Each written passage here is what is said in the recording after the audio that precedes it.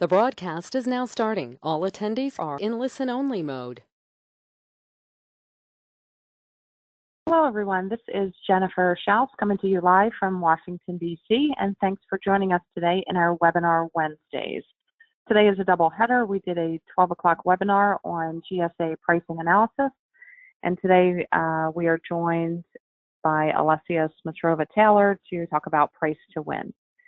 As you guys may know, anyone that's on the line, we do host a webinar every Wednesday throughout the entire year. Due to popular demand and positive feedback, we've started adding a 12:30 webinar as well. Again, those are all on Wednesday. The full schedule is on our website under the webinar section, and all of the recordings are under the archived webinar section. They're also on our YouTube channel. So our presenters range from accountants, proposal writers, industry experts, lawyers, and others, just sharing their knowledge with us about government contracting and ways to be competitive and gain some advantages in the sector. These are all recorded. Again, you can find them on our website and the YouTube channel. If you do have questions today, we do not take questions at the end, just in the interest of time. So any questions about today's presentation, you can contact Alessia directly. Her contact information will be on the very last slide. So before we get started, just a quick blurb about us. We're based in downtown DC and provide professional services for both product and service companies that are selling to the federal government. Services range from GSA schedule support, 8A certification, and some of the other services listed there. We do host some networking events and seminars, meaning conferences throughout the year. And with that, you can find those listed on our website under the event page. So a little bit about our speaker today, Alessia Smitrova. You can see her background here, obviously many years in government contracting, well educated in multiple certifications. Her company is here in the DC metropolitan area, and she's recently opened a government contracting incubator in that area as well. So her topic today is price to win, and Alessia, I'm really thankful to have you with us for our webinar series, and I will hand the floor over to you now. Great, thank you very much for having me, Jennifer. So now let's talk about price to win. We're going to jump right into what happens if there is no competitive analysis and no price to win. So generally speaking, what companies do is a lot of times they say, well, what if I do my best possible job on a bid? And what should I worry about what the competition does? We'll give them the lowest possible rate. We'll give them the best possible solution. Why should we worry? And really, it's like basically preparing for a major boxing match, just boxing against a punching bag. A competitor, knowing what a competitor will do, will always make you stretch, always make you do something a little bit better, a little bit more original, a little bit more creative. So competitive analysis is hugely important to your ability to win. So a lot of times when you have no competitive analysis and no price to win, the companies will just swag a salary. Now, swag is a word, basically sophisticated, wild, insert a word, guess. So basically, when you're guessing at a salary, adding your wrap rates. Basically, a wrap rate is your all of the stuff that you put on top of the salary in your company, like G&A, overhead, fringe, the fee, and hope no one else competes. Basically, that's not a very good strategy. Hope to win is not a strategy. A lot of the times, companies also find themselves in a situation where they're a subcontractor and they accept the target rates from the primes. Those are the rates that the prime gives you, the prime contractor gives you, that you're supposed to meet, and then try to manage profitability. Well, a lot of the times, what happens is you don't know whether those rates are good or not, whether the prime actually knows what they're doing or not, whether they're being realistic, and you will end up A, having no money to invest into any of your business development, and B, a lot of times trying to having a hard time hiring for those positions down the road. So that really does affect your ability to execute. You may also develop solution late with lower win probability, P-win. which may cost you efforts because you're going to wait to solidify the solution, and then you're going to produce a mediocre cost proposal at the last minute, which is not a very good way to compete in the federal market or government market in general. Also, a lot of times you don't document your costing assumptions properly and strategically, and what really happens there is there are two things, right? So one of them is you cannot really argue that your price is better than the competition's. You cannot prove that it's more reasonable, it's more credible, so you have no way of ghosting your competition. And ghosting essentially is saying something negative about your competition without being negative directly, right? And the second problem is you really don't have any kind of strategy to get well after you are awarded the contract, because if you put really good assumptions, you're putting boundaries around your price, and therefore when the government exceeds the scope and asks you to do more things that are not really originally priced in your proposal, you have a way to get a mod, get more money on the contract. So having your assumptions done, it's kind of a continuous process, and it really depends on the competitive analysis and your ability to determine the price to win so that you could shape your cost proposal accordingly. You also want to make sure that you write a non-boilerplate narrative in the cost volume. What does that mean? That you're not going to cut and paste from one cost proposal into another the same tired old text that you probably have taken somewhere else from the company where you used to work, or your prime, or whoever, or just written it once and decided to recycle, because no, the cost proposals are sales documents, and you need to take time to get them done. And a lot of the times they are documents that help you prove that your price is more credible than your competition's price, therefore absolutely undermining the customer's faith in the fact that competition's price is competitive. And a lot of the times you're going to have mistakes in your pricing due to no iteration, meaning that you only have one version, or like maybe the second draft going in, and no reviews, no other set of eyes actually looking at it. So next slide, please, Jeff. Why price to win? A lot of times you prepare a solution to price, so basically what we call a design to cost, that can outdo the fiercest competitor and produce a profitable win where you can actually make money as a company. And pricing bid safely is really the best bet, because the GAO study actually has shown us that out of the 68 best value awards for the Department of Defense, and best value means that the price is not the most important factor. In fact, it's the least important factor. 21 of those awards indeed went to the higher priced bidder with the highest technical score. However, look at this picture. 18 went to the lower priced bidder with lower technical score. So they literally went with the cheapest. And 29 went to the bidder with lower price and higher technical score. So as you can see, the lion's share went to the lowest priced bidder. You want to be safe in your bids, even in the best value competition. So price to win is really important. Next slide. So how does the price to win process work?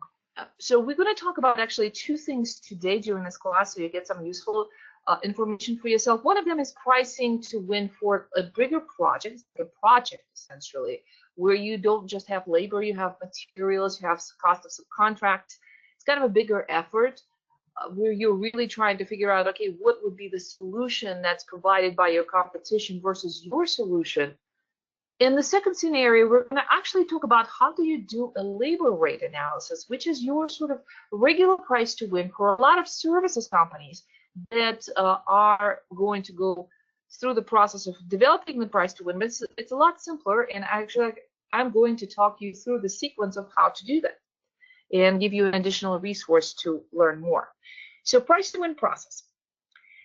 First step is you estimate the funding budget. Essentially, what is the absolute top price for this bid? What is the government dollars allocated to this?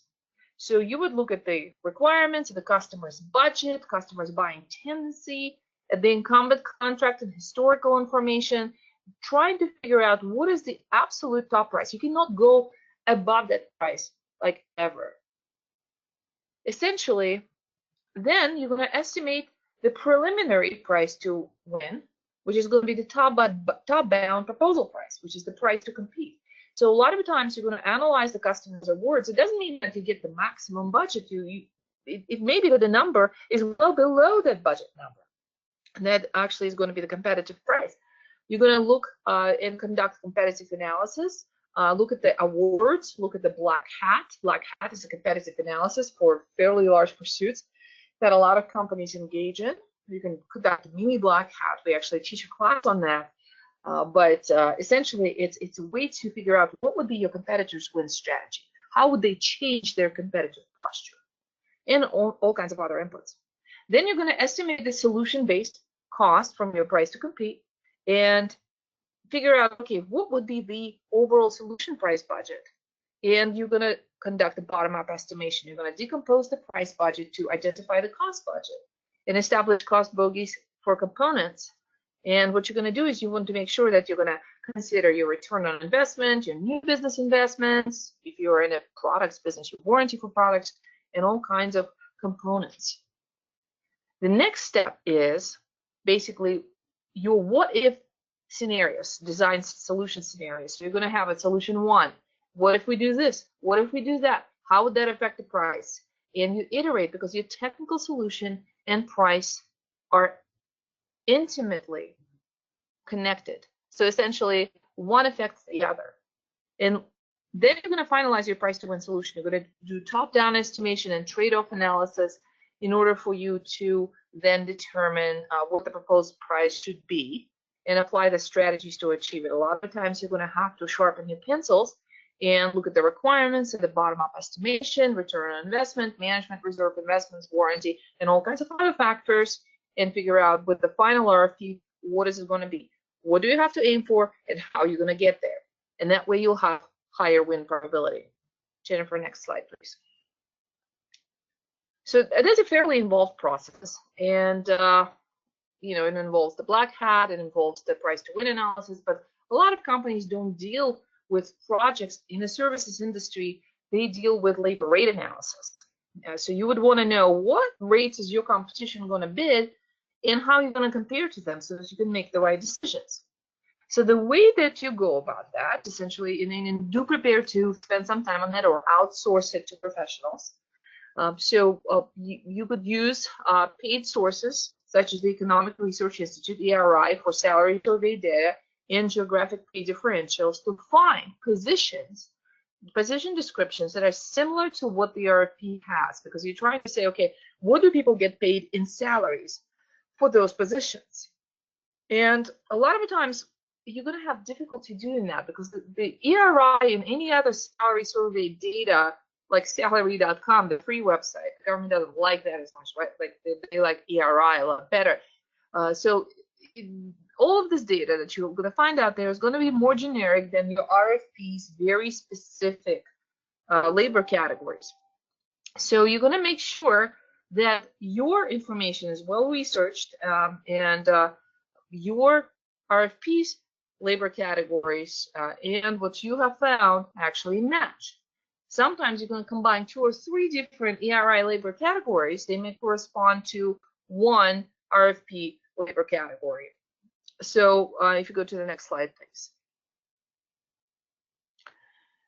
So what you're going to do is you're going to, in that case, going to blend the rates. So for example, you're going to look at the position that's composed of 3 different labor categories. So you have like one that pays 100K, but kind of a higher end skilled, and a 70K mid-range, and a 50K job, which has some basic skills.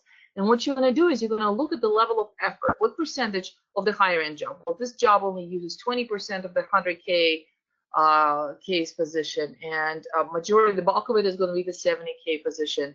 And there's going to be some duties that are 50K positions. So you could actually have the reason for that, justify that reason, document it, and support the decisions. And the government is really going to respect if you document that. They're going to actually look at it as more valid than if you don't document that. And the more information you have on salaries from the actual incumbent personnel, the better your analysis will be. But be skeptical about the incumbent salaries.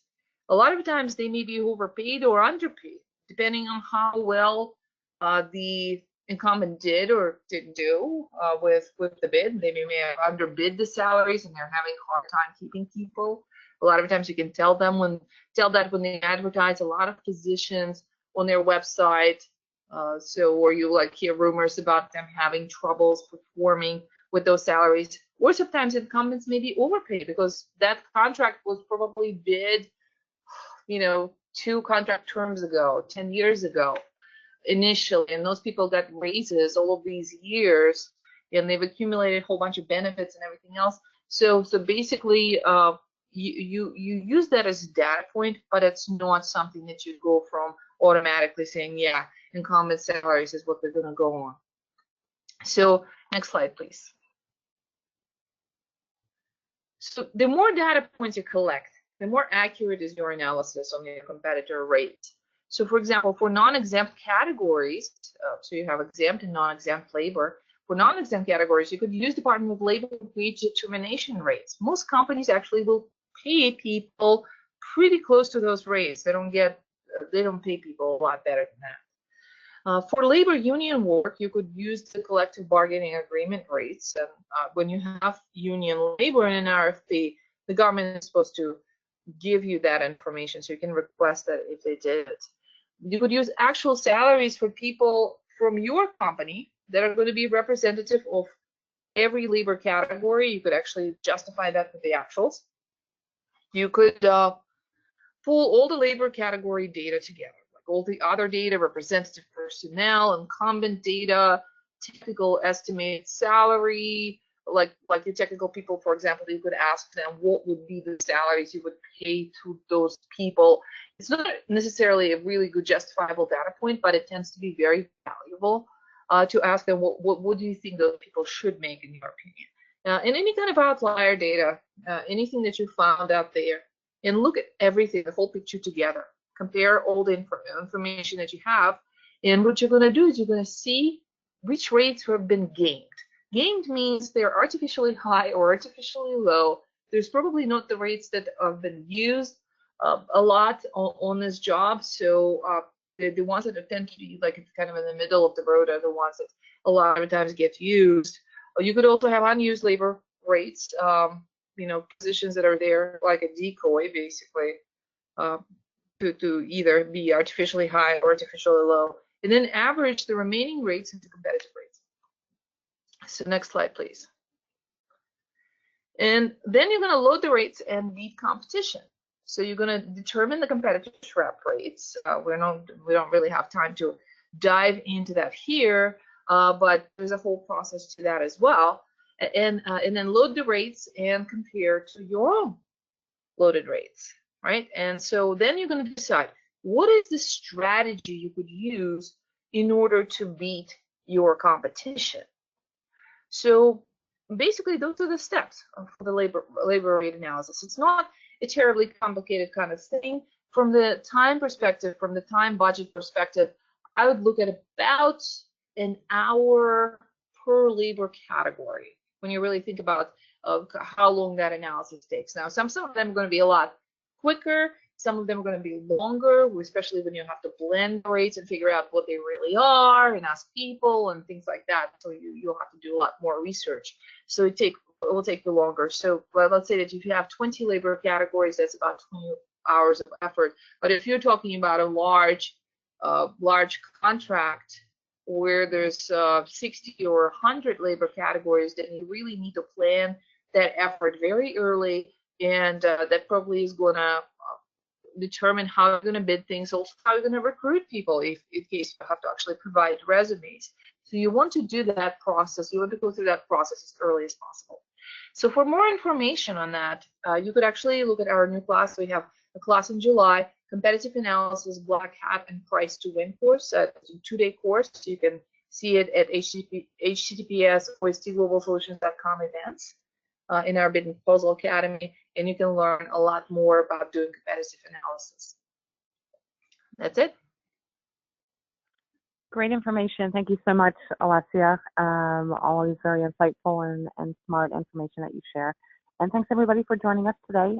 Just as a note, next Wednesday is 4th of July, so happy Independence Day. We will not be having a webinar that day. However, July 11th, which will be the following Wednesday, we've got a double header again at 12 o'clock. Will be 30 minutes with DoD executives. Make the most of your pitch. And then at 12:30, following on the pricing theme, we are covering strategies for pricing. So if anybody has questions about today's presentation or wants to sign up for Alessia's 2-day class, which I highly recommend, you can contact her at the phone number listed here or at the email that you see on the screen. So thanks again, Alessia, and thanks again, everybody, for joining us today. Thank you.